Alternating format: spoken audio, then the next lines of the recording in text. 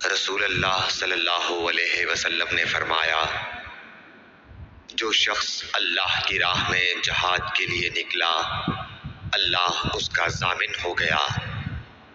اللہ تعالیٰ فرماتا ہے، اس کو میری ذات پر یقین اور میرے پیغمبروں کی تصدیق نے اس سرفروشی کے لیے گھر سے نکالا ہے۔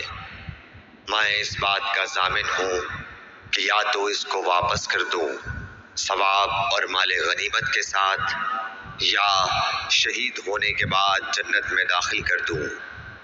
رسول اللہ صلی اللہ علیہ وسلم نے فرمایا، اور اگر میں اپنی امت پر اس کام کو دشوار نہ سمجھتا تو لشکر کا ساتھ نہ چھوڑتا، اور میری خواہش ہے کہ اللہ کی راہ میں مارا جاؤں، پھر زندہ کیا جاؤں، پھر مارا جاؤں، پھر زندہ کیا جاؤں، پھر مارا جاؤں۔